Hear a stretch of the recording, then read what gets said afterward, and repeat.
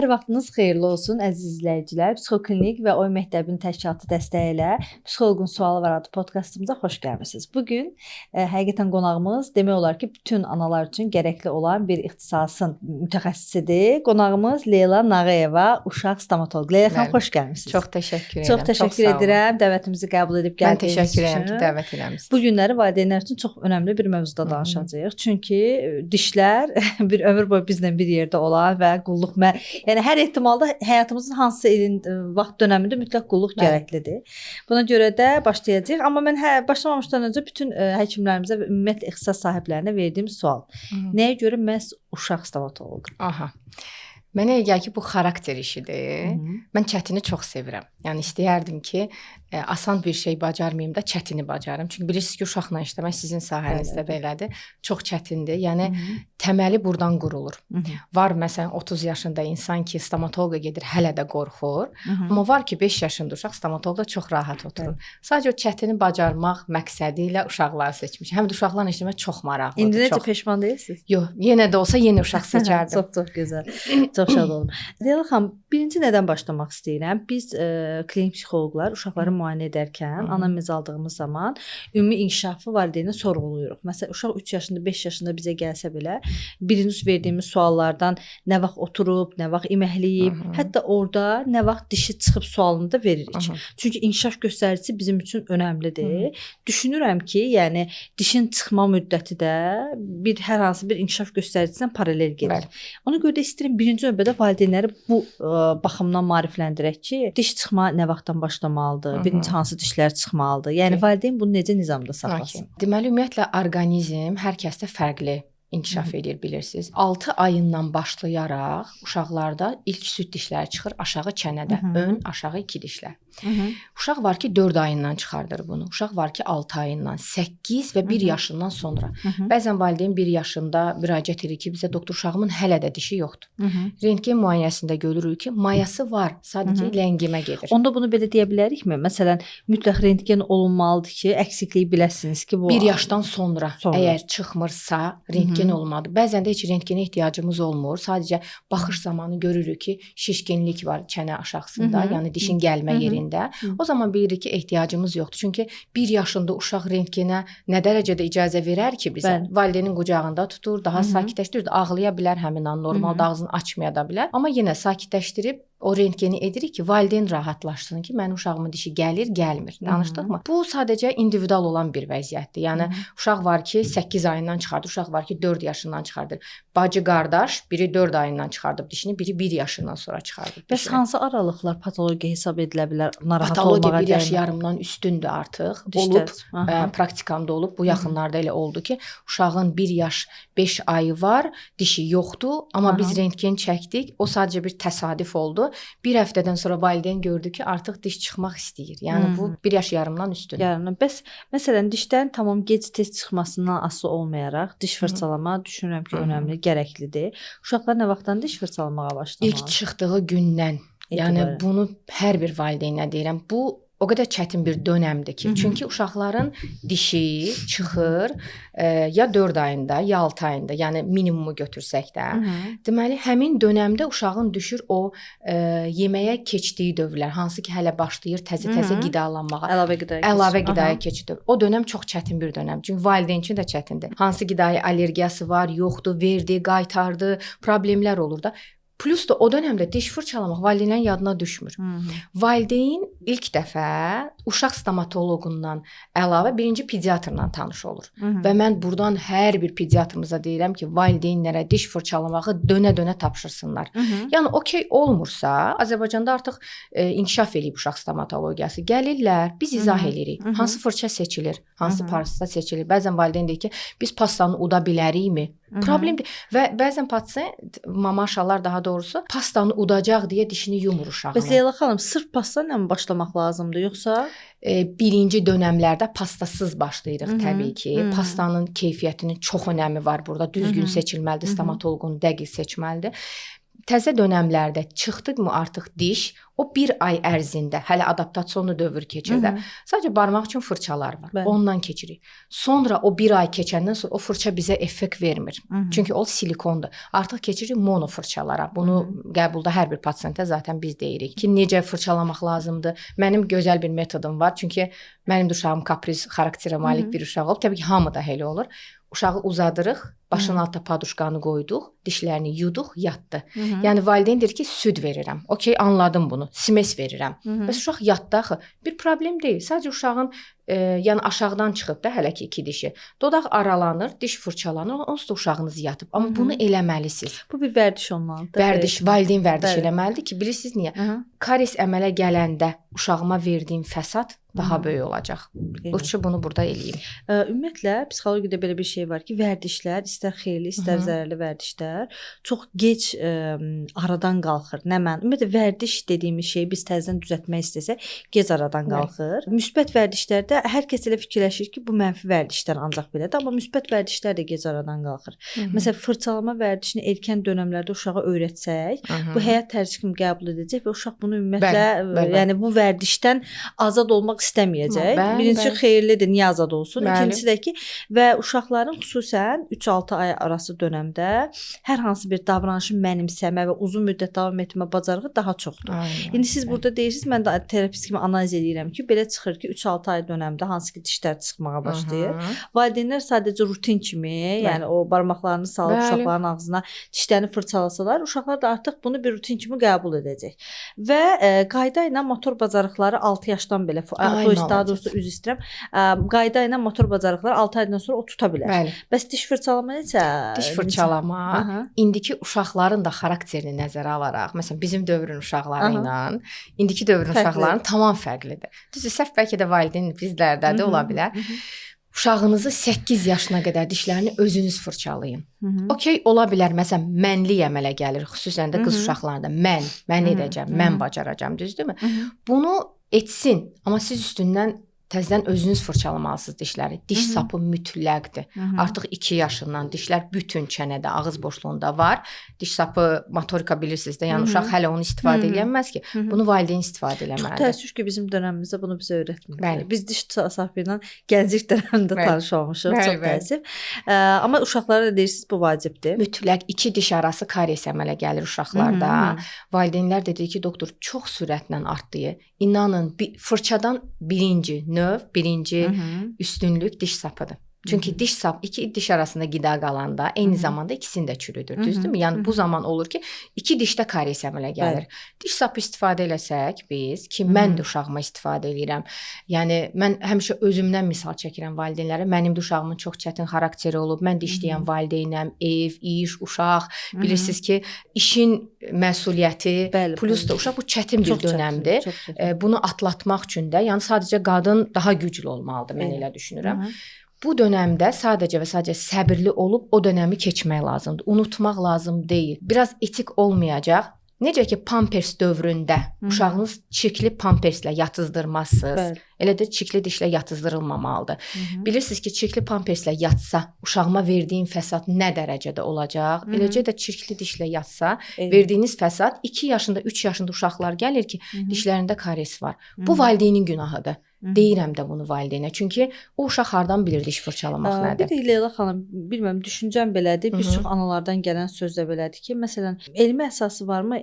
Ana südü ilə qidalanan uşaqların dişləri daha gec çürüyür. Simeslə qidalanan uşaqların xüsusən ön dişlərində problem yaranır. Hər ikisi eynidir. Bu gün ümumiyyətlə gördüyüm ətrafıma gələn kiçik yaşlı uşaqlardan söhbət gedir. 2 yaş, sizdə 3 yaş, hamısının qabaq dişləri demək olar ki, yoxdur, çürümüş vəziyyətdə. Bəli, buna deyirik biz əmzik karies. Laktoz kariesi. İstəyir ana südünün də tərkibində laktoza var. Belə məsələn simeslə ana südünü biz müqayisə eləyəndə təbii ki, ana südündə daha çox laktoza var da, düzdürmü? Laktoza dişin üstündə qalmamalıdır. Bizim birinci məqsədimiz istəyir simes, istəyir ana südü, istəyir qida dişin üzərində qalmamalıdır. Məqsədimiz bu olmalıdır ki, qida dişin üstündə qalmasın. Valideynlər gəlir, düz deyirsiniz. Çünki gecə qidası kəsilməlidir. Uşağınızın dişləri ağız boşluğuna çıxdımı? 6 ayında çıxır da, düzdürmü? Gecə qidası kəsilməlidir. Bunu pediatr başa salmalıdır. Yəni bəzən valideynlər deyir ki, doktor, ürəyim ağrıyır, durur, ağlayır. O sadəcə vərdişdir. Çox təəssüf ki, bizdə əksinə olur. Adətən gündüz normaya salırlar, Bəli, gecə uzun müddət davam edir. Bəzən valideyn rahatçılığı üçün eləyir bunu. Ağlayır da, ağlasın da, yəni uşaqdır. 2 gün, 3 gün ağlayacaq. O adaptasiya dövrünü keçməlisiniz. Ki necə olmalıdır? Məsəl üçün mən əmziyi uşağıma necə tərk etmişəm? O əmziyi pəncərədən atmışam çölə. Uşağıma da göstərmişəm 1 yaş 1 ayında ki, olmadı, yoxdur. Getdi. Biz sağollaşdıq mı? Mən o əmziyi qoysaydım şkafa, başqa bir yerə, uşağım ağlayanda ürəyim dözməyib onu gətirib verəcəydim mən ona, düzdürmü? Çünki uşaqdır da ağlayır hansısı, yəni hər bir uşaq biz üçün dəyərlidir, valideyn üçün çox dəyərli. Amma o dövrdə biraz dirayətli olmaq lazımdır, o dövrdən keçmək uşaqlar lazımdır. 18 ayına kimi əməd vərdişini davam etdirə bilərlər. Bəs bunun paralelində məsələn dişlərdə bir problem yaranmasın deyə nə edə bilər? Gecə mütləq fırçalamaq. Uşağınız yedimi? Gecə qidası ana südü verilir, düzdürmü uşaqlara? Valideyn var ki, ürəyi dözmür, gecə də verir. Amma çəkirik bunu saat 8-ə. Gecə qidanı qidalandı uşağınız, artıq toxdur da. Yəni gecə 8-dən sonra uşağa səhərə qədər yemək verməsəz, bu daha yaxşıdır. Həm hipofiz üçün, beyin üçün, həm mədə-bağırsaq üçün. Yəni uşağınız o dərin yuxuda olan dövrdə ayılırsa, o demək ki, uşağınıza o vərdişi vermisiniz. O vərdişi aradan qaldırmaq lazımdır. Sadəcə o dişlərini fırçalamaq. 8-də uşağınız yemək yedi, dişlərini fırçaladınız, qoydunuz yatağa. Ondan sonra yemək verməmək, nə ana südü, nə smes. Heç bəzən valideynlər şəkər qatır, bal, təbii baldır da, deyil. İnanın soskanı varenyaya, nə bilim, bala qatıb verənlər var. İnanın ki, karies əmələ gəlməyin məqsədinin birinci problemi odur. Verməmək. Və süd dişlərini ümumiyyətlə kariessiz vidalaşmaq olar, yoxsa? Olur. Mən bacarıram hələ ki. Mən bacarıramsa, məncə hər kəs bacarar. Çünki mənim uşağımın həddindən artıq zəif dişləri var. Yəni bir stomatoloq kimi baxıb ağız boşluğuna deyirəm. Mənim də uşağım kaprizdir. Yəni mən də məsələn öz Instagram səhifəmdə də, gələn pasiyentlərə də bunu birə-bir göstərirəm ki, mən bacarmışamsa, siz də bacararsınız və mən o yolları bir-bir başa salıram. Çox şükür, məsəl üçün 3 il, 4 il əvvəl belə deyildi. İndi əksər pasiyentlər, mamaşalar gətirir uşaqlarına ki, doktor, mən nə edeyim mənim uşağımın dişləri, o süd dişləri kariessiz vidalaşsın. Nə fərq var? Bizə adətən bala kiçik yaşdan öyrədiblər ki, əşi süd dişidə düşəcək, nə olsun karies var, nə olsun. Bunun ziyanı var? Yox. Var, nə mənada ziyanı var, mən sizə deyim də. Baxın, bizim dönəmimizdə bizim süd dişlərimiz bizə problemi verərdi 8-9 yaşımızda. Mən öz praktikamdan da danışıram. Məsələn, qardaş, bacı, əmi uşaqların nəzərə alaraq danışıram. Çünki bizim dönəmimizdə marketdə bu qədər produktlar yox idi. Paketlənmiş qidalarımız yox idi, yadınıza gələr. Kimsə uzaq rayon şeylərdən gələrdilər, şəhərlərdən gələrdi, ölkələrdən gələrdi, bizə gətirərdi. Onda biz görərdik. Amma indi marketlərdə paketlənmiş qidaları valideynlər çox verirlər. İstəyir bilirsiniz özünüz autizm uşaqlarda ləngimənin səbəbləri, yəni verilməməlidir. Maksimum sağlam qidalanaq. Bəzən valideyn deyir ki, əşi, qonşunun uşağı verib də, birinci uşağıma vermişəm də. Deyil bu. Nə qədər daha çox sağlam qidalansa, eləcə tək dişlərdən danışmıram. Nitqə, beyin inkişafına daha nəticəmiz olar, plus nəticəmiz olar. Süd dişlərində o dönəmi keçmək lazımdır. Keçirdək ki, o dönəmi, verdiyiniz sual yadımdan çıxdı deyirsən. Yəni süd dişlərinin, onu qeyd elədim ki, yəni kariessiz, daha doğrusu karies varsa, bizə öyrədiblər axı, düşəcək, onsuz heç bir problem yoxdur, əsas təzə dişlərdir. Sanki bir növ elə bir ikinci gələnlərə daha çox qulluq eləməliyik. Şeyə yox da, bu köhnələrə yox. Bax, süd dişi dönəmində uşağınızı və özünüzü diş fırçalamağına vərdiş etməsəz, ilk daimi diş, arxa diş, 6-cı diş deyirik biz ona. O çıxır uşağınızın süd diş dönəmində. 5 yaş yarımında çıxardır indiki uşaqlar, çox tez çıxardırlar. 8-də də çıxardan var, okey, amma 5-də də çıxardır. O dönəmində siz uşağınızın dişlərini fırçalamırsınızsa, o daimi dişi orada görməyəcəksə, o daimi diş karies olacaq. Və o daimi diş 5 yaş yarımında ağız boşluğuna çıxanda süd dişinin, daimi dişin kökü formalaşmamış çıxır. Çünki hələ kök atmayıb da. Ağaca kəndə necə kök atmır, eləcə də süd dişi. Və o sizə daha böyük fəsadlar verir. Ona görə süd dişi tökülənə qədər ağız boşluğunda qalmalıdır. İstəyir nitqi üçün, istəyir qidalanması üçün. Valideyn deyir ki, süd dişidir də, əşşi. Amma ağrıyanda stomatoloqa gəlirlər. Diş şişir, üzdə şişkinlik olur, gəlirlər stomatoloqa. Buna qədər gəlmək lazımdır. Gərək qorxaq mı gələk? Gərək uşağımız ağrı çəksinmi gələk? Bəzən olur valideyn gəlir ki, uşağının 3 yaşı var, görür ki, dişin üzərində çox balaca karies var. Mən onu izah eləyirəm. O kariesi uşağınız stomatoloqa örgəşənə qədər necə artmadan saxlamaq lazımdır ki, uşağınız yəni həmin dövrdə rahat stomatoloqa əyləşsin, rahat icazə versin. Süd dişləri ağız boşluğunda qalmalıdır. Mütləq ön dişlər 5 yaş yarımından başlayaraq kökü sovrulur, 8 yaşa qədər də davam edə bilir. Arxa dişlər 8-12. Yəni bu dönəmə qədər o dişlər o cərgədə qalmalıdır. Qalmadı, problemləriniz olur. Okey, çəkək də dişi, süd dişidir. Getdi diş. Mən düşünürəm ki, ümumiyyətlə siz danışırsınız, mən düşünürəm ki, məsələn bizim övladımız dünyaya gəlir, xəstəxanadan çıxanda bizə bir qayda qoyurlar da ki, falan vaxtı pediatra gedəcəksiniz, pediatr sizi izləyəcək. Biz gedirik pediatra, pediatr bizə bir sonraki görüş vaxtlarını deyir, nə vaxt necə gəlməsin. Məs belə deyək də, arada xəstəliklər çıxmaq şərti ilə ən azından 6 yaşına kimi məsələn o düzənli olaraq pediatr müayinəsinə gedirik. Amma bu stomatologiyada yoxdur belə bildiyim. Məsələn, mənə heç kəs körpə vaxtından deməyib ki, məsələn uşağını filan vaxt stomatoloqa apar. Bu iş birliyinin zəifliyindən mi qaynaqlanır, yoxsa nədən qaynaqlanır ki? Çünki ana yəni yeni uşaq dünyaya gətirib bilmir də, yəni başı çıxmır. Normal. Bu çox normal bir şeydir. Çünki bizim özümüzün də yaşımızı nəzərə alsaq, 90'ların uşaqlarının ana valideynləri belə deyək də hələ o şeydə deyildi ki, problemlər, qayğı o qədər çox idi ki, düşünürəm də. Xəstələnəndən çəkmə də getmirdi. Biz həmişə türkə çarələrlə sağalmışıq da, düz deyilmi? Ciddi problemlər çıxmaq şərtinə.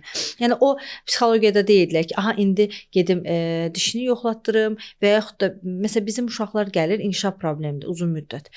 Biz valideyni təkid eləyəndən sonra bilirik ki, uşağın qulağı eşitmir. Məsələn, deyir mən heç kəs deməyib ki, get qulağını yoxlatdır, başa düşürsünüz. Düşünürəm ki, xüsusən 6 yaşına kimi uşaqların inkişafının müxtəlif sahələrini izləyən həkimlər, fərq yoxdur, psixoloqlar, bunlar hər birisi bir axarda getməlidir. Necə, məsələn, dişləri niyə demirlər? Niyə valideyn bir xəbərdir bunlardan? Siz nə düşünürsünüz? Əslində deyirik. İstəyir sosial media üzərindən, istəyir belə yenə də deyirəm 5 il öncəni, mən 10 ildir uşaq stomatoloqu işləyirəm. 5 il öncəni nəzərə alsaq, indi inkişaf maşallahdır. Əslində bir deyim var, ağıllı qadın, ağıllı uşaqlar. Yəni mən buna çox inanıram. Valideyn nə qədər daha çox maariflənsə, uşağının bünövrəsini orada qoyacaq. Bu sistem poliklinikalarımızda var. Görürsüz, evə zənglər gəlir. Uşağınızın müayinə vaxtıdır.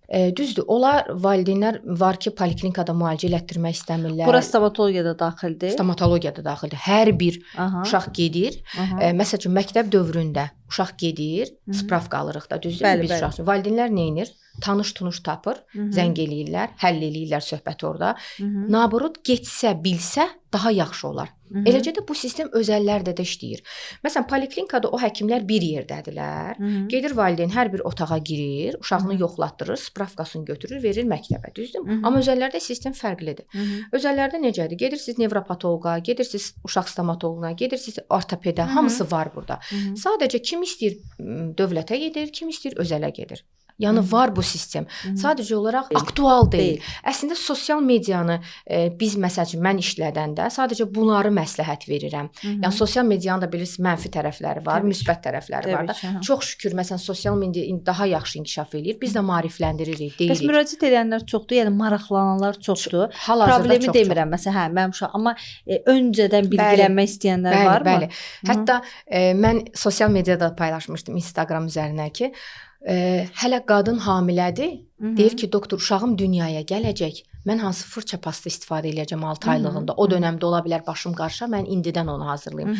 Bütün valideynlərə deyirəm, uşağınız sapasağlam dünyaya gəlsin inşallah ki, uşaq dünyaya gələndə valideynlər hamısı hansı şampun istifadə edəcəm, hansı paltarlar olacaq, hansı brend olacaq, hansı krem olacaq deyir də, hansı fırça pasta olacağını demir. Sonra məsələn valideyn gələndə deyir ki, ayda dişi niyə belə oldu? Yəni olacaq da, səbəb odur ki, bunu əvvəldən maariflənmək lazımdır. Biz də əlimizdən gəldiyi qədərilə çox şükür uşaq stomatologiyası hal-hazırda özəllərdə çox gözəl inkişaf edib. Gözəl kolleqalarım var. Xüsusən Azərbaycanda çox yaxşı inkişaf edib düşünürəm. Çox şükür. 10 ədəd, 10 deyərdim mən. Sırf uşaqla işləyən uşaq stomatoloqlarımız var. Bizim kreslomuza böyük oturmur. İstəyir sterilizasiya baxımından, istəyir həkimin əsəbləri baxımından, həm də məsəl üçün bir həkim ayda 200 pasient görürsə, 200 uşaq görürsə, bu demək bəlkə 200 problemi həll eləyir. O həkimin işi daha yaxşı olur da. Bəli. Ona görə müraciət eləmək və vaxtında. uşaq düşünürəm ki, uşaq stomatoloqlarının böyüklərdən fərqləndirən və məncə böyük bir fərqi uşaqların belə deyək o kreso deyirsiniz də, düzdürmü? Ona adaptasiyasıdır. Çünki yetişkinlər bilir ki, ağrıyır, problem var. Qorxsa da, çəkinsə də orada oturacaq. Yəni bu prosesi uzatmayacaq. Amma uşaqlar çox uzada bilir. Ümumiyyətlə psixoloji tərəfdən uşaqların hər hansı bir tibbi müayinəyə getdikləri zaman ağlamaları, qorxmaları birinci növbədə onların valideynlərinin bu prosesi onlara necə izahından asılıdır. Biz özümüz əslində elə nəsil olmuşuq. İynə vuraram, həkimi çağıraram, sənə iynə vurar. Çox təəssüf olsun ki, ağ xalatlı birini görən kimi qorxmuşuq. İndi düzdür. İndi hələ ki azalıb, valideynlər bunu çoxu etmir. Amma yenə də uşaqlar o həkim masasında çox qorxur, narahat olur. Hələ düşünürəm ki, ağızla işləyəndə bu təmas uşaqları daha çox narahat edir. Siz bir həkim kimi ümumiyyətlə proses sizdə necə gedir? Uşaqlar ümumiyyətlə çox mu ağlayır? Necə kaprizlər göstərir? İstəyirəm ondan danışarsınız. Çox sevirəm bu sualı. Çünki mən bunun üzərində işləmək üçün bütün səbrimi qoymuşam, açığı deyim. Oradan da qaynaqlanır ki, mənim də uşağım xarakteri çətin uşaq olub və düşünmüşəm ki, mənim uşağım burada oturarmı bu kresloda? Yəni hansı yaşında oturar? Neynəməliyəm oturmaq üçün bu kresloda? Neynəməliyəm icazə versin? Ümumiyyətlə diş müalicəsi öz-özündə çətin prosedurdur, bilirsiniz. Yəni böyük insan belə orada oturanda çox qorxur da, normal bir şeydir. İynə vurmadan, diş tam keyləşdirilmədən diş müalicəsi edilmir. Bunu hamı bilsin. Ay mişaq qoydular, ay siniri öldürdülər. Onun fəsadları daha böyükdür. İndi stomatologiya daha çox inkişaf edib. Mişaqın siz yazsaz Google-a bir tərkibini görəcəksiniz fəsadları nədir. Bəzən gedirlər deyir ki, qoyduq mişaqı, pasta düşdü, diş çirk elədi. Onlar yoxdur artıq. Uşaq gəlir, iynəni vurdurur, müalicə ilə. Hal-hazırda digital anesteziyalarımız var ki, uşaq ona iynə vurulduğunu belə hiss eləmir. Yəni sıfır ağrıda. Çünki bir damcı ağrı olsa, əksər uşaqlar orada oturmaz. Mən nə edirəm? İlk gəliş bizdə müayinədir. Uşaq məndə adaptasionlu dövr keçir. O dövrü hər bir uşaq keçməlidir. Valideyn deyir ki, doktor uşağımın 8 yaşı var da. Yox, yenə keçməlidir o dövrü. Başa düşürəm ağrısı var. Yəni o ağrı olmadan gəlsəz əslində, yəni çünki bu dişlər bizdən ömür boyu davam eləyir də. Yəni bunu siz etməlisiniz. Uşaq gəlir, adaptasionlu, işte kitab üzərinə adaptasiya edirəm. Xüsusi kitablarımız var. Mən uşaqlara hətta fokus belə eləyirəm. Yəni fokus belə göstəririk ki, necə olur? Yəni dişi necə müalicə edirik biz. Bir-bir göstərilir. Aparaturalar, dişə su vuracam, hava vuracam. Uşaq var ki, bu yaxınlarda olub hadisə, 5 yaşındadır. 2 diş müalicəsi etmişəm, bitirmişəm. 3-cü gəlişdə mənə deyir ki, iynə vuracaqsan mənə. 5 yaşı var uşağın. Deyirəm ki, mən sənə iynə vuracam. Yox, iynə vurmayacam mən sənə. Deyir ki, sən mənə iynə vur ki, mənim ağrım olmasın. Çünki biz bunu artıq uşaqda adaptasiya etmişik. Yəni iynə ilə siz uşağınızı qorxudursunuzsa, yəni niyə ruçka ilə qorxudulmur uşaq, niyə stakanla, su ilə qorxudulmur uşaq, iynə ilə qorxudulur. Bunu yığışdırmaq lazımdır. Danışdıq və uşaq gəlir mənə, adaptasionlu dövrü keçirik. İynə belə göstərilir. Təbii ki, iynənin üzərində məndə xüsusi nasatqalar var ki, krokodillər var və yaxud uşaq qorxur, okey, pambıq keçirdirik başına. Uşaq iynəni görmür. Yəni o iynə öz-özlüyündə çətin bir şeydir. Yəni ağız boşluğuna iynə girir, düzdürmü? O çətin bir prosedurdur. Və hal-hazırki dövrdə kaferdamlar var. Kaferdam nədir? Dişin üzərinə sanki bir platok geyindirilir. Yəni dişi yonan zaman uşağın ağzına su getmir. Get, tüpür, gəl, qarqar el, o söhbətlər yoxdur artıq.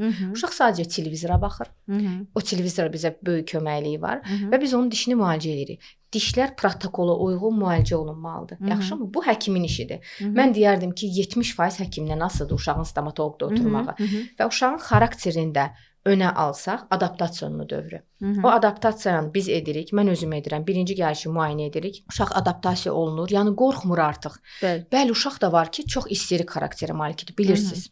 Çox çətin bir şeydir bu uşaqla işləmə.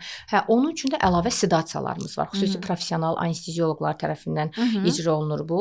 Çox şükür ki, 7 ildə artıq sedasiya ilə 8-ci ilə keçəcək. Uşağı yatızdırırıq. Bu narkoz deyil, narkoz ayrı şeydir, sedasiya ayrı şeydir. Bir-bir izah eləyirik bunu. Gəlir bir gəlişə bütün ağzına həyatındakı problemləri həll edir. Amma sedasiya istəməyən valideynlər var ki, uşağım otursun, ağzını açsın diş müalicəsi ilə. Onun üçün o adaptasiya dövrünü keçməlidir. Amma yenə də o qərarı siz verirsiniz də ki, valideyn və stomatoloq qərar verir. Heç kəsin uşağını məcbur heç bir həkim sedasiya etmir, edə də bilməz. Valideynin razılığı ilə olunur. Yəni deyir ki, mən bu yolu seçirəm. Okay. Gəlir valideyn özü də görür ki, uşaq var ki, mən bir dişini müalicə eləmişəm. Oturub kresloda və durub ağzında metal qapaq qoymuşuq da ki, diş çox dağılanda qapaq qoyuruq. Valideynlər izah edir. Həmin o qapağı güzgüdə görüb 40 dəqiqə ağlayıb, otaqda isterika eləyib və mən qapını bağlamışam. Sakitləşmişik, izah eləmişik bir-bir. 40 dəqiqədən sonra uşaq güzgünü götürüb demişəm ki, bu dişin sənin daha möhkəm olacaq. Hə, icazə verirsən, gəl o biri dişini müalicə eləyim. Oturub eləyib. Uşaqda var ki, qapıdan içəri girmir. Özünüz də bilirsiniz bu müayinə zamanı. Bu çox gözəl dediniz. Deyirsiniz ki, xüsusi nasatqalarınız var, xüsusi yəqin ki, otağınız daha rəngarəng və əyləncəlidir. Bu şey oyunun möcüzəsindən istifadə edənlərdən biri sizsiniz. Ümumiyyətlə oyun uşaqlar üçün bir dildir.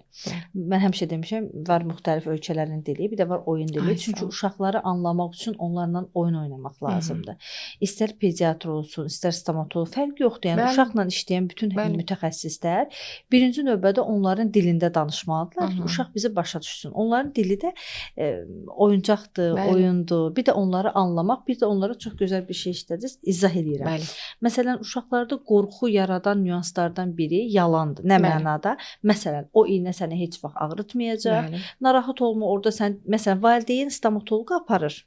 Amma deyir ki, narahat olma, dişini əl vurmayacaq, uzaqdan baxacaq. Amma bu həkim, axı sən dişini əl vuracaq, axı sən orada oturacaqsan. Elə bir sanki bir növ valideynlər məsuliyyətdən qaçmaq üçün mən ora qədər aparım, oradakını artıq həkim həll eləyər, amma həkimə qədər də, belə deyək də, tam elə bir ortam yaradıb ki, uşaq gərgin olacaq, avtomatik olaraq prosesdə sizə maneçilik törədə bilər, işlərinizə. Buna görə də valideynlərin birinci növbədə yalan danışmaması, nə olacaqsa, necə olacaqsa, hansı hallarda, çünki uşaq bunu qəbullandıqdan sonra uşaq üçün rahat olur. Ən çox bizim valideynlərin qorxuları var ki, onlar fikirləşirlər ki, çünki biz elə böyümüşük, onlar fikirləşirlər ki, yox, desəm ki, iynə səni ağrıdar, onda getməyəcək. O qorxu elə əslində valideynin qorxusudur. Bəli, uşaq həmin anda etiraz edə bilər, amma qarşındakı mütəxəssis zaten onunla yaxşı anlaşdıqdan sonra uşaq çox rahat formada gedəcək. Başınıza gələn ən maraqlı pasientlərdən, məsələn, bu proseslərlə bağlı yadınızda gələn hər hansı bir pasient кейsləri var? Çoxdur. Çox istəyərdik eşidək onları. Mən həmişə deyirəm ki, valideyndən stomatoloq aparana qədər özünüz də qeyd elədiniz, çox düzgün vurğuladınız. Qapıya gələnə qədər valideyn o 50% artıq uşağına verir. Bütün məlumatı verir. Okey, valideyn var ki, maarifli deyil bu mövzuda.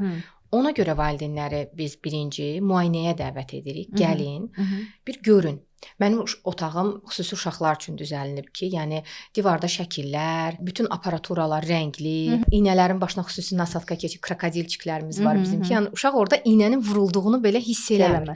Sadəcə özümüz də bilirik ki, iynə vurulan zaman nə olur? Dodağımızda keyləşmə olur. Uşaq var ki, ona panika eləyir. Ki, istəmirəm. İynəni vurmuşam, hər şey okey vəziyyətində. Uşaq deyir ki, "Vəsə, bunu çıxardın." Elə bilir ki, orada nəsə var. Çıxardın bunu buradan. Amma yəni çox maraqlı mövzular var bizdə uşaqların. Yadıma düşənlərdən mən sizə deyəcəm. Bayaq dediyim ki, məsələn, uşaqdır, ağlayıb, sonra demişəm ki, sən sakitləşdinmi? Bəli, gəl otur. Valideyn özü belə şoka düşüb. Həmin an valideyn özü belə otaqda ağlayıb ki, doktor neyniyək, nağayra deyirəm, sadəcə sakit olun, səbirli olun. Getdiyiniz yerdə həkimə güvənməlisiniz. Həkimin stajı burada çox önəmlidir. Həkim sırf uşaqla işləyirsə, həkim işini gözəl biləcək. Çünki həkimin beyni ancaq ona yönəlib də, bilir ki, nə etmək lazımdır. Bizə deyin Leyla xanım, o genetik deyirlər, məsələn, diş genetik keçir. Mən bunda məsələn gələn suallarda maraqlı valideynlər suallar vermişdi ki, həqiqətən dişin strukturu, bilmirəm nə deyirsiniz. Bunlar genetik keçə bilər? Keçir. Diş ümumiyyətlə hamiləliyin 4-cü həftəsində süd dişin mayası qoyulur, 6-cı həftəsində daimi dişin mayası qoyulur. Biz qayıtsaq həmin dönəmi çətin keçirilən hamiləlik, çətin keçirilən qadınlarımız var. Yəni o heç diş orada onun yadına belə düşmür. Düzdürmü? Orqanın inkişafı onun yadına belə düşmür. Dişlər nə qədər zəif olsa da, yenə də deyirəm, öz övladımdan addımlayıram. Həddindən artıq zəif dişləri var, amma muncuq kimi ağappaq. Səbəbi dişləri fırçalamaq. Dişin üzərində qida qalmamaq. Dişlərimiz zəifdirsə, bunu stomatoloq qərar verir. Ona görə də ilk dişlər çıxan dönəmində hər dəfə diş çıxdıqda zaten 2 ay, 3 aydan bir tamamlanır da çıxmağı. Biz stomatoloqa gedirik, stomatoloq qərar verir. Sizin uşağınızın dişlərinin mina təbəqəsi zəifdir ya möhkəmdir. Necə anadan olanda uşaq zəif immunitetdə olur, sonradan qazanılmış immunitetdə olur. Eləcə də dişlər. Fırçalamaq, genetik faktorlar önəmlidir, bilirik bunu. Amma fırçalamağın qabağında inanın ki, hər bir yolu biz çözürük. Sadəcə düzgün dişləri fırçalamaq lazımdır. Bu təbliğatını necə apara bilir? Ümumiyyətlə necə aparırsınız valideynlərə bunu təbliğat? Instagram üzərindən. Yəni çox videolar paylaşıram. Suallar verirlər dönə-dönə. Yenə paylaşıram, yenə deyirəm. Bəzən postda, bəzən storydə gələn pasiyentlərə dönə-dönə tapşırır. Əşşi deyib keçən valideynlərimiz də var. Bunu danmayaq. Bunların da çoxu böyük ehtimal onu argument gətirir ki, bizim dönəmimizdə çox fırçalamırdıq, dişlərim muncuq kimidir. Çünki biz yəni belə onlara yəni necə izah edirsiniz ki, dönəm fərqini? Həmin pasiyentləri qınamıram. Gördükləri, yəni bizim də, mənim özümün də gördüyümüz dövrlə indiki dövr fərqlidir. Bayaq qeyd elədiyim kimi paketlənmiş qidalardan maksimum uzaq qalırıq, maksimum. Bizim dönəmimizdə biz hansımız diş fırçalamışıq? Çox redki hallarda, bəzən heç fırçalamayan olmayıb. Mən özümü götürsəm, mənim süd dişlərimin necə düşdüyü, mən stomatoloq da olmamışam. Yəni heç diş fırçalanmayıb da. Amma necə olub? Biz daha sağlam qidalanmışıq. Daha sağlam qidalanmaqla okey ola bilər ki, uşağınız isterik xarakterə malikdir. Nənə, baba, papa örgəşdirib də marketə, düzdürmü? Gedir market. Dişin üzərində qida qalmamalıdır. Dişi hər gecə fırçalamaq. Leyla xanım, məsələn, sağlam uşaqlardan danışdıq. Bir də yəni çox üz-üzüdür ki, inkişaf problemi uşaqlarımız var. İstər zəka yetərsizliyi, istər autizm, istər Down sindromu, məsələn, xüsusən dişlərində problem olur.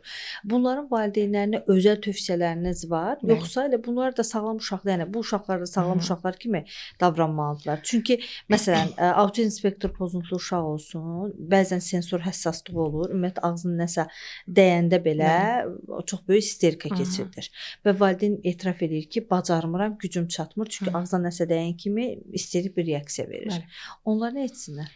Təəssüflər olsun deyəcəm. Biraz da naşükürlüyü plus çəkirəm. Autizm spektrli və yaxud da ki, spektrli uşaqların valideynləri uşaqlarına daha gözəl davranırlar. Təmizliyinə, diş fırçalamağına, qoxusuna, uşağın bədən qoxusuna, təmizliyinə daha gözəl davranırlar. Nəinki spektrsiz uşaqlarda. Sağlam uşaqlarda. Yenə də deyirəm, praktikamı nəzərə alaraq müqayisə eləsəm, inanın mənə ki, autizm spektrli uşaqların valideynlərini mən ayaqüstə alqışlamaq istəyirəm. Əksəriyyətinin dişləri çox gözəldir. Ümumiyyətlə, bu Allahın verdiyi bir plusdumu onlara və yaxud da ki, valideynin məsuliyyətidirmi? Ola bilərmi? Məsələn, bizim çox gənc ailələr, mən müşahidə edirəm. Məsələn, deyirlər ki, mən uşaqlarımı artıq öyrətmişəm, 3-4 yaşında özü fırçalayır. Siz də biraz öncə dediniz ki, valideyn özü nəzarət eləməlidir və fırçalamalıdır. İnkişaf problemi uşağın valideyni düşünər ki, bu özü bacarmaz, qoy mən fırçalayım. Onda deməli diş arasındakı fərqin də böyük bir səbəbi valideynin düzgün fırçalamağından qaynaqlanır. Mən əksər autizm pasiyentləri görürəm ki, uşağına daha gözəl davranır. Mən indi stomatoloqam, düzdürmü? Diş fırçalamağı danışacağam sizinlə. Autizm spektrli uşaqların valideyni gəlir, məsələn, bu yaxınlarda olub bir hadisə. İnanın, mən valideyn otaqdan çıxdı, həmən telefonumu götürdüm. Story çəkdim Instagrama ki, yəni o da valideyndir də. İnanırsınız, doktor, mən hansı pasta istifadə edəcəm? Uşağım deyir ki, diş fırçalayan zaman əllərimi dişləyir. Valideyn öz əlini göstərir mənə ki, baxın dişlərimə. Amma onunla bir yenə fırçalayır. Yəni əksər valideynlərdir ki, doktor, siz bilmirsiniz bizim qızımız necə isterikdir. Olsun da isterik. Siz yəni o dönəmi sadəcə, yəni o spektrli uşağın valideyn deyilmi? Çox gözəl baxırlar. Bilirlər ki, dişlərində problem olsa, mənim uşağım ağrı çəkəcək. Düzdür, elə uşaqları biz sedasiya altında eləyirik, yatızdırmaqla eləyirik. Bunun beyinə heç bir əks təsiri yoxdur. Zaten onlar öncə pediatr müayinəsi keçirlər. Bununla danışmaq istəyirəm. Çox valideyn tanıyıram ki, uşaqları dediyim kimi ağzında dişlər demək olar ki, yoxdur və o uşaq oturmayacaq o kresloda ki, ona həkim müayinə eləsin və sedasiyadan da narahat olurlar ki, eşitdiyimizə görə bu uşaqlara çox ziyan. Həqiqətən ziyandırmı? İstəyirəm bunun haqqında danışasınız. Biz sedasiyanı professional komanda ilə işləyirik. Buradan təşəkkür edirəm Vaqif Nəbiyevin komandası ilə işləyirik, Masbakudur və illərlə də işləyirik. Çox şükür problem görmürük. anestezioloqlarımıza güvənirik. Bilirik ki, necə gedir bu işimiz. Yəni hansı dərmanlardan, nələrdən istifadə edirlər.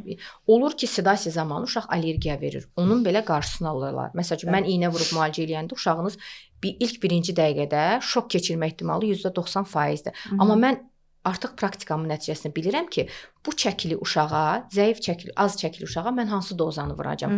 Bu dişi hansı doza ilə edəcəm. Bunlar çox əhəmilidir. Uşaqla işləmək çox çətin bir şeydir. Çünki əlinin altında canlı formalaşmamış orqanizm oturub.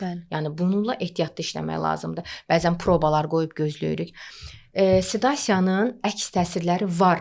Eləcə də diş müalicəsində əks təsirləri var. Amma biz bunları qarşılayırıq öncədən. Pediatr müayinəsi keçilir, analizlər verilir. Uşaq var ki, ürəyində küyü var. Onlar belə yoxlanılır. Ondan sonra sizin uşağınız sedasiyaya götürülür.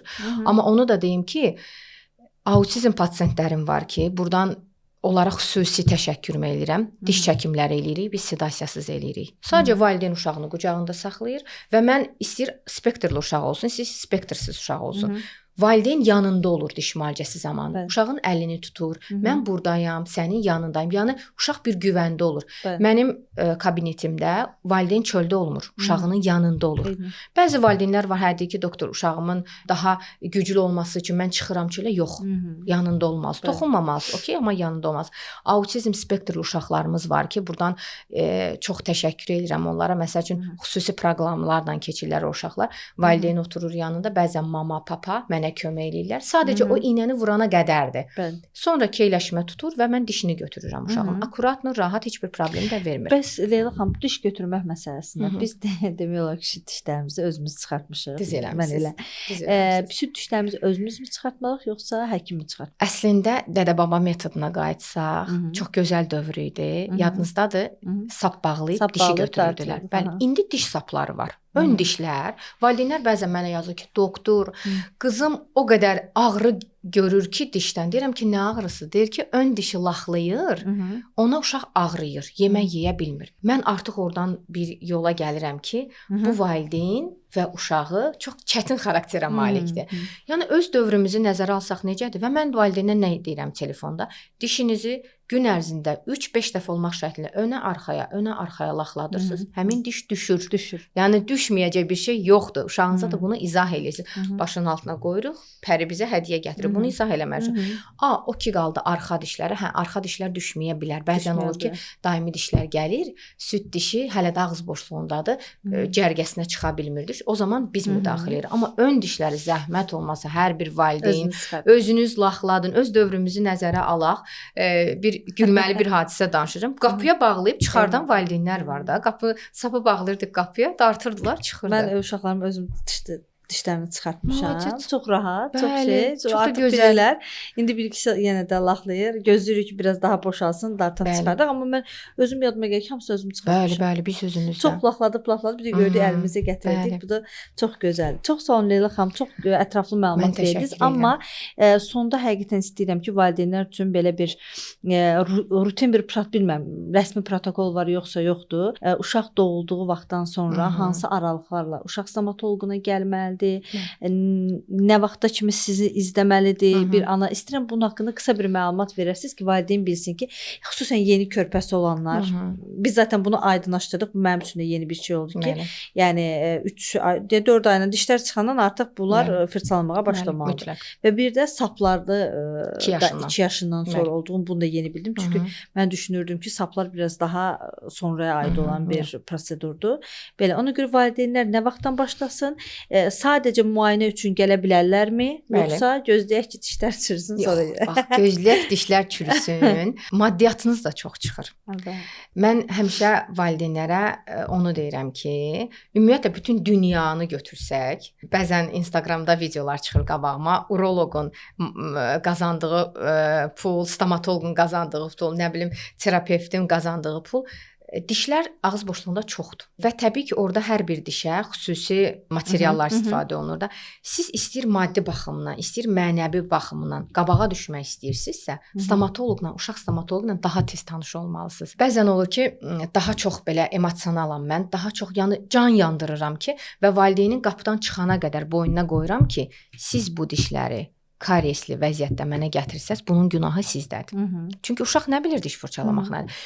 3 ayından ümumiyyətlə başlayır diş qaşıntıları əmələ gəlməyə də. Valideynlər soruşur, nə etmək lazımdır? Onun da yolu var. Bu rezinlər var ha ki, uşaqlara verirsiniz. Onun içərisində su boşuna deyil.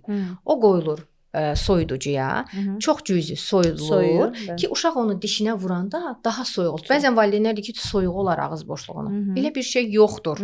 Yəni indiki valideynlərə biraz deyərdim ki, biraz möhkəm olaq. Yəni uşaqdır, çox uşağımızı külək böyütməyək də, biraz qar, biraz yağış böyüdək. Yəni öz dövrümüzə biraz qayıdaq. Valideyn var deyir ki, evdə uşağıma doktor inanın dərman vermək üçün bütün evi biz fırlanırıq. Həmin uşaqlar stomatoloqla necə oturacaq? Bunu deməli valideyn eləyib də, düzdürmü? Okay, gəlirik ki, neçə ayından uşağın diş çıxmağı uje başlayır 6 ayından. Həmin dönəmdə stomatoloqa gəlmək lazımdır. Mən hər bir fırça, pasta, mono fırçamı hər şeyi izah eləyirəm. Yəni bəzən valideynlər bunun maddi tərəfini düşünürlər ki, hə stomatoloqa getdim falan. Bu deyil. Uşağınızın sağlamlığını istəyirsinizsə, uşağınızın ağrı görməyini istəmirsinizsə, uşağınızın yəni o dönəmi rahat keçirməyini istəyirsinizsə, bizimlə daha öncədən tanış olmaq lazımdır ki, necə fırçalamaq, necə diş sapı istifadə edirəm. Bəzən valideynlər deyir ki, doktor, inanın fırçalayır uşaq. O uşaq nə dərəcədə fırçalaya bilər? 3 yaşında, 2 yaşında uşaq nə dərəcədə özünü təmizləyə bilər ki? Fırçalama müddəti var. Bəli, var. Biz o Covid dövründə deyirdik 20 saniyə əllərimizi yumalıyıq ki, təmiz olsun. Fırçalama müddəti nə qədərdir? Fırçalama müddəti ümumiyyətlə 1 dəqiqədir. Uşaq 1 dəqiqə hamama gedir, açır suyu falan filan, sadəcə oynayır. Çünki bu oyunla uşaq yəni öyrənir də hər bir şey, düzdürmü? Sizin də sözünüzə qüvvət. Mənim bir metodikam var və mən bunu hər kəsə də deyirəm. Uşağınız oynadı hamamda, su ilə oynadı falan. Sonra gətirirsiniz özünüz uzadırıq. Başın altına paduşkanı qoyduq. Ön dişlər çıxır. Artıq daha tez başlayır da. 2 yaşında uşağın ağzına ön dişlər. Ön dişləri diş sapı ilə keçirik. Dişləri düzgün fırçalayırıq. Baxırıq dişə. Uşağı məsələn valideyn deyir ki, doktor qalmır əlimin altında. Mənim yadımdadır ki, uşağımın 1 yaş 3 ayında əlini qolunu tutub dişi fırçalayırdım. Ana uşağına travma vermir heç zaman. Sonra 2-3 dəqiqə ağlayır da, sonra götürüb qucaqlayırıq, uşağımız sakitləşir, düzdürmü? 3 dəqiqə televizoru açırıq. 1 dəqiqə zaten çəkir də prosedur. Televizoru açırıq, televizora baxır uşağımız və yaxud da 1 dəqiqə telefon verin əlinə. Bu ancaq böyük ehtimal bu çətin uşaqlardadır. Çünki asan uşaqlar rahat olur onlarda. Asan uşaqlar çox rahatdır. Yəni, amma çətin uşaqlarda siz dediyiniz da böyük ehtimal çətin uşaqlardır. Çətin uşaqlar üçün yenə də deyirəm, hər kəs özünün praktikasını addımlayır. Mənim də uşağım çətin dönəm olub. Mən nə etmişəm? Başın altına paduşkanı qoydum. Ağzını açdı, telefonu 1 dəqiqə əlinə verdim. 1 dəqiqə telefon verməklə bir problem olmur. Sonra söndürməlisən o telefonu. Çünki daha böyük fəsadları var. Telefona baxır, çünki uşaq bir yerə adaptasiya olmalıdır. Əgər valideyn xanım özü, mama özü tək eləyirsə, telefon köməyi ilə. Yox, hə, okey, papa da kömək eləyirsə, başını qataraq ikisi bərabər dişlər fırçalanmalıdır. Uzadırıq, dişi fırçaladıq, düyü boyda pasta qoyduq, dişi fırçaladıq, getdik yatmağa. Yəni bunu dirayətli olsaz, hər gün eyni saatda eləsəz, inan uşaq adaptasiya olunur diş fırçalamağa. Və bir sualdan sual doğur, amma bunu da mütləq soruşmalıyam. Bəs diş fırçalarının sərtliyi önəmlidir. Nə qədər olmalıdır uşaqlarda? Hər ağız boşluğuna baxıb biz o fırçanı təyin eləyirik. Ola bilər ki, uşağın çox xırda dişləri olur. Onun üçün ayrı fırça tətbiq eləyirik. Ola bilər ki, uşağın anadan gəlmə dişlərinin üzərində mina təbəqəsi çox yəni zəif inkişaf edir, ağ ləkələr olur. Bəzən valideynlər buna deyirlər, ağ ləkələr olur. Onun üçün ayrı fırçalar, pastalar tətbiq olunur. Yəni bəli, önəmlidir. Orta sərtlikdə seçilməlidir. Bəzən valideyn deyir ki, çox yumşaq seçmişəm. Yox. Yumşaq fırçanın elə dişlər var ki, onları təmizləmək qabiliyyəti yoxdur. Və Leyla xanım, dişdəki problemin başqa bir orqanlara zərər vermək kimi bir fəsadı var? Var. Kardioloqlar birinci mənada uşaqların məsəl üçün ürəklərində küy var, aritmiya var. Birinci, məsələn, kardioloqlar pediatrlara nisbətən, maşallah da Azərbaycanda çox gözəl vurğulayırlar bunu. Deyir, uşaqların ağzında karies varmı? Deyir, hə. Deyir, gedin stomatoloqla o problemi həll edin. Çünki ağız boşluğunda karies olanda stafilokok bakteriyasıdır. Bu birbaşa ürəyimizin işini 30% ləngidir. Mütləq olmalıdır. Eləcə də sizin işinizdə. Məsələn, ön dişləri yoxdur uşağın. S, ş, z, bunlar hərfləri deyə bilmirlər. Əmziklər də bilirsiniz ki, dişdə formalarını itirir və bir də uşaqların bəzən müxtəlif səbəblərdən artikülər aparatı düzgün formalaşmır. Bunlarda da sizə yaxınlaşırlar, düzdürmü? Breketlərin qoyulması və digər plastikalar bunların qoyulması. Bəli, uşaqlarda barmaq əmmə var, Aha. soska əmmə var, Aha. əmzik karies var. Bunlar açıq dişləməmələ gətirir uşaqların ağzında. Valideyn gəlir, deyirəm ki, görürəm ki, 2 yaşı var, pampersdədir. Plus əmzikdədir. Çox üzr istəyirəm, bu valideynin günahıdır. 1 yaş, 1 ayından pampersi tərgitməyə başlamalısınız. Olsun çətin uşağınız. Problem deyil ki, sadəcə səbirli olmaq lazımdır. Eləcə də əmziyi, səbirli olub o əmziyi tərgitmək lazımdır. Yəni çünki o əmziyin, o pampersin müəyyən dövrdən sonra uşağınıza verdiyi fəsad daha böyükdür. Biz onu həll edirik.